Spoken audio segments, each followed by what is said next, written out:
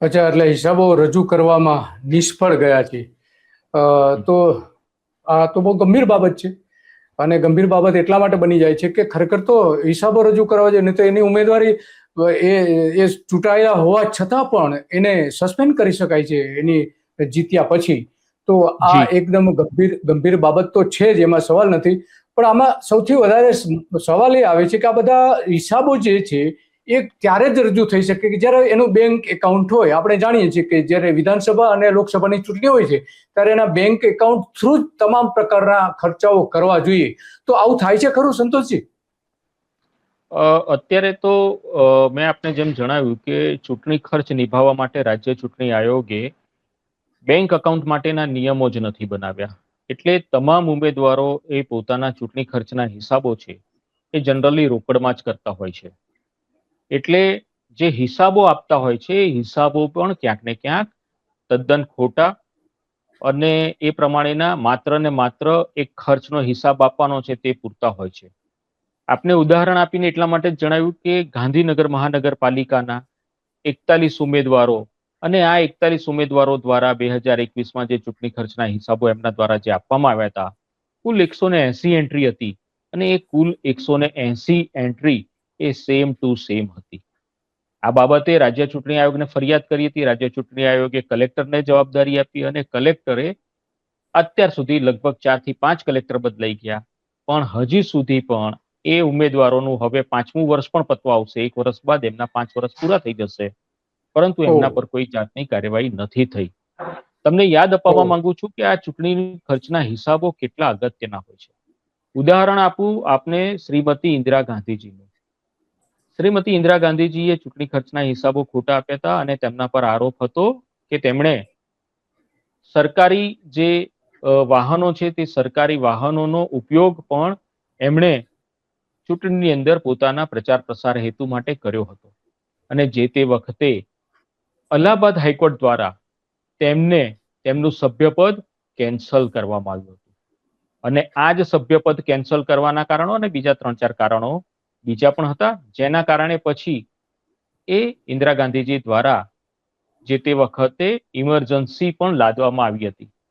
એટલે કેટલું મહત્વનું છે કે વડાપ્રધાનના પદ ઉપર રહેતો વ્યક્તિ પણ ચૂંટણી ખર્ચના હિસાબો ખોટા આપે, અને તે ખોટા આપે તો જે તે વખત એટલે કે 1970-75ના દાયકામાં જે તે વખતે કેવા નિષ્ઠાવાન અધિકારીઓ હતા અને નિષ્ઠાવાન જજો હતા કે જે લોકો ભલે વડાપ્રધાન છે પરંતુ જે નિયમ બનાવ્યો છે, જે કાનૂન જે છે, કાયદો છે, કાયદાના અંદરમાં રહીને એ પ્રમાણેના કાયદાના તરફેણમાં એ લોકો પોતાનો નિર્ણય જાહેર કરતા હતા.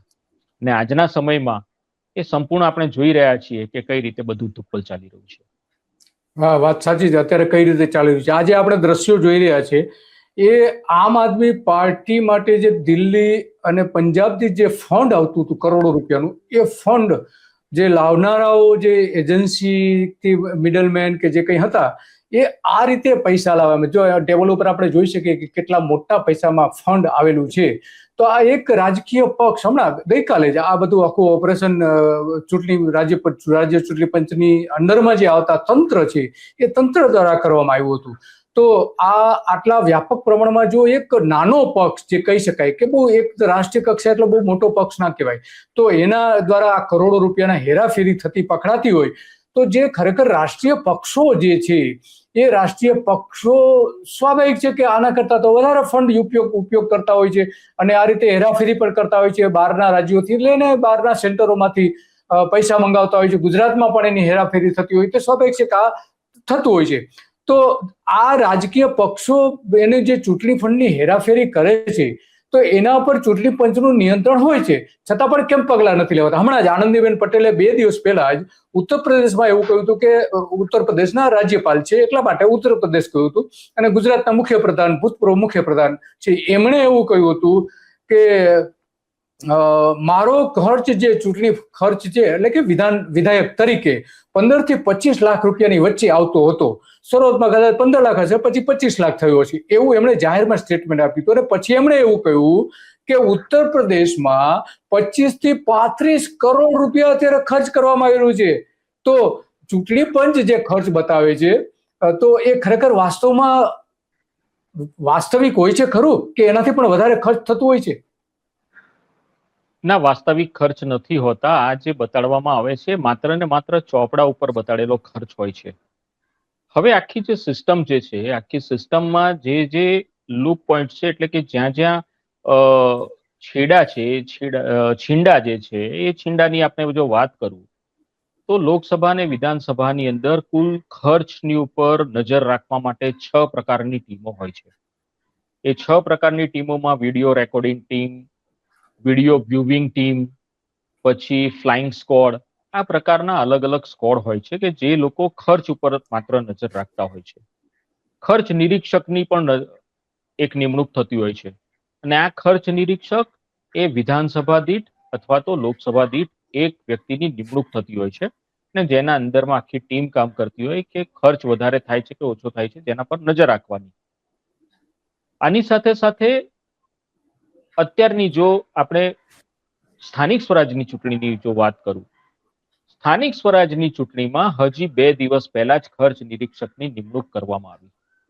અને આપને જાણીને આશ્ચર્ય થશે ને આપના દ્વારા લાખો જે આપણા હજારો જે વ્યુઅર્સ છે અને જે મતદાતાઓ છે, આ મતદાતાઓ સુધી વાત પહોંચાડવા માંગુ છું કે જે રાજ્ય ચૂંટણી આયોગ દ્વારા જે ખર્ચ નિરીક્ષકોની નિમણૂક કરવામાં આવી 2 દિવસ પહેલા, આ ખરેખર જ્યારે ચૂંટણી ડિક્લેર થાય 1લી તારીખે, 1લી તારીખથી ખર્ચ નિરીક્ષકની નિમણૂક થવી જોઈએ.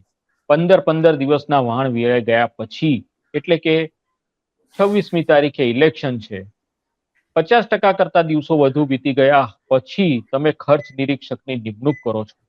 ને આ ખર્ચ નિરીક્ષકોની જે નિમણૂક કરી છે, આ ખર્ચ નિરીક્ષકોની નિમણૂકની જો આપને વાત કરું તો એક ખર્ચ નિરીક્ષકને આખો જિલ્લો આપ્યો છે.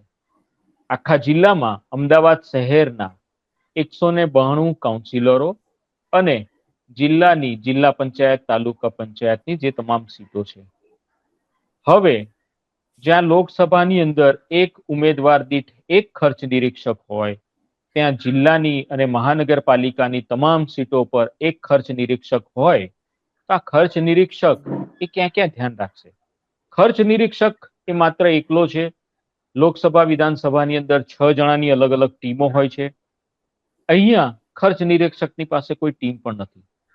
એટલે બંને રીતે જોવા જઈએ તો એનું સંખ્યાબળ અને એની નિમણૂક જે 15 દિવસ વીતી ગયા પછી જ્યારે કરવામાં આવતી હોય, તો આમાં આપણે શું અપેક્ષા રાખી શકીએ કે આ ઉમેદવારો છે કે પછી રાજકીય પક્ષો હવે જે આમને જે જવાબદારી જે આપેલી છે, જવાબદારીમાં પણ રાજકીય પક્ષોના ઉપર નજર રાખવાની તો કોઈ જવાબદારી જ નથી આપેલી.